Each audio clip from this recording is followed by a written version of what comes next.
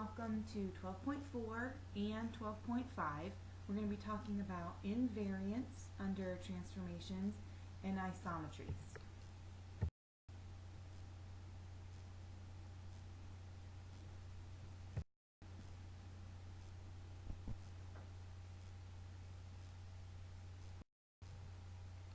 Okay, so let's just talk about the definition of invariance. It means not varied or constant. So when we're talking about that in our spiritual life, it's important that we follow a God that is constant and unchanging. In James 1:17, it says that there is no variableness with God. So we need to be constant in obeying Him, and He is also very dependable and He has consistency.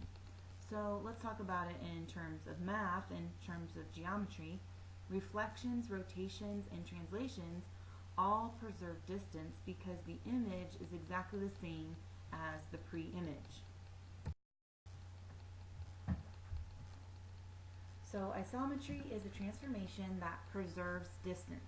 And we just talked about reflections, translations, and rotations all preserve distance because the shapes don't change. So isometry is actually a Greek word.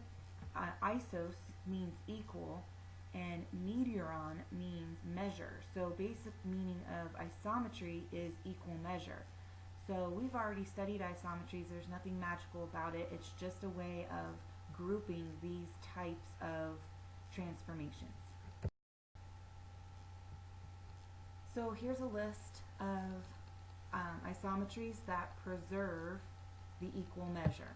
Okay, reflection, translation, rotation, the identity transformation, anything that'll give itself back, and any composition of those isometries will also be isometric.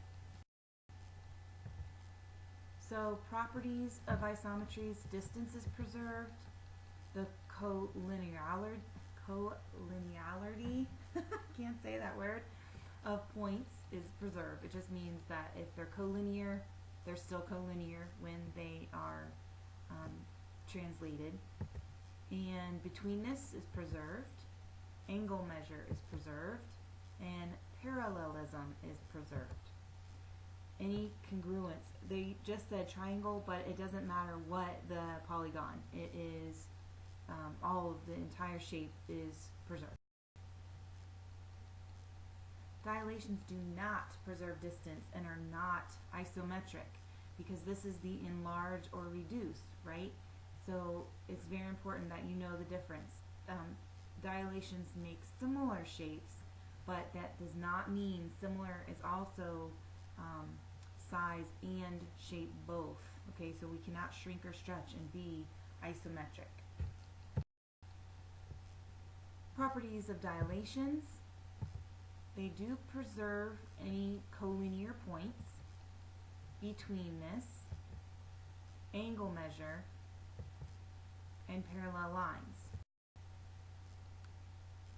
Similarities and isometries are not the only types of transformations. It's possible to have a transformation with none of invariant qualities. An example would be if you took the shape into parts, moved one part to the left and one part to the right, it would not only not be similar, it would also not be isometric. Okay, so principles of reflection that are applied to miniature golf. You guys have all played putt-putt, billiards, and bowling. Okay, there are lenses for everything from cameras to telescopes that involve reflection. We're moving into 12.5 with this slide, basically because I want you to have applications of these isometries. Okay, so the angle of incidence is equal to the angle of reflection. So when you're talking about light bouncing off something, or your bowling ball bouncing off something, really billiards is the best when we talk about shooting pool, bouncing off the side bar of the pool table. These are angles of incidence. Okay, so we're into 12.5 now with applications. Okay, so when will I ever use this? Depending on your profession, right? But here is an example of applying isometries. A beam will be sent from satellite A to satellite B by being sent to Earth and reflected by a booster station to satellite B. The satellite engineers are trying to place the booster station in a spot where the total distance that the beam travels will be the very shortest. If the booster station must be located somewhere along line H, what will be the best location? So let's look at a picture. Okay, so here's satellite A and satellite B and line H. We need to put this booster station somewhere along line H. So the first thing I want to do is I want to reflect the satellite B across line H. So there's my new image of the satellite B. Now I can draw a line between A and B, and that point of intersection is a really good place to set up a booster station because it will reflect from right there.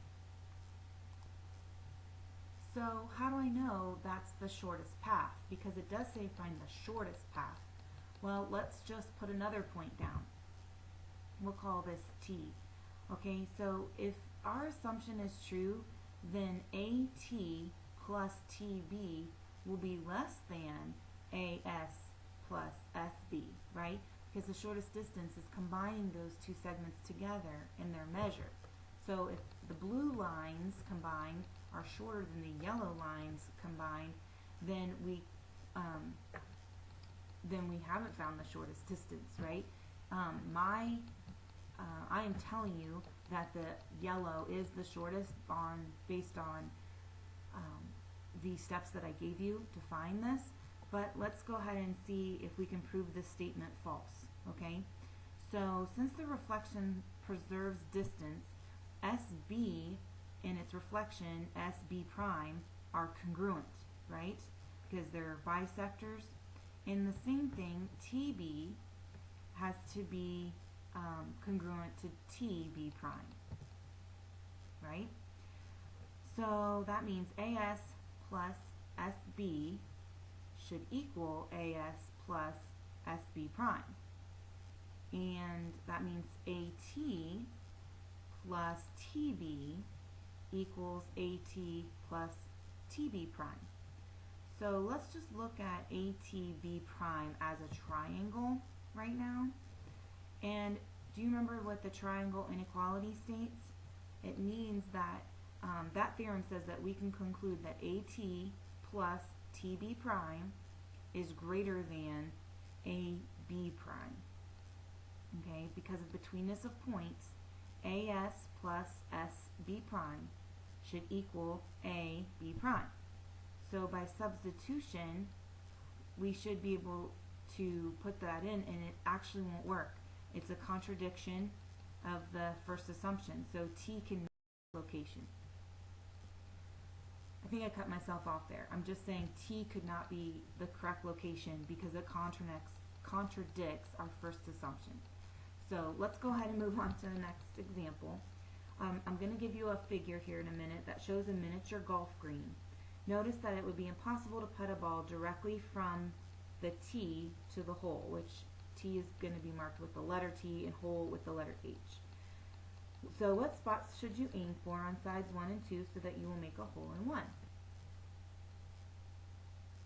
Okay, so the first step is to reflect H over side 2. So that would be my H prime would be right there. Now I'm going to reflect that H prime over side 1. I have to extend side 1 just a little bit, and then that will be my H double prime. Okay, then I can connect my T to my H double prime. Okay, all of these segments now I have intersections of where I want the ball to bounce.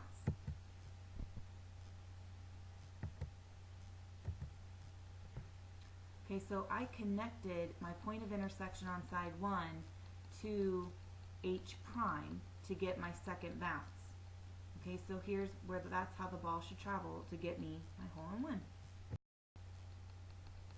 Okay, so the process is the same for my practice problems that I gave you. I gave you some more miniature golf problems. So you'll be reflecting, make sure those distances are equal. You're going to have to recreate the picture on your paper. Don't forget to email me and check your answers. I'll see you in class.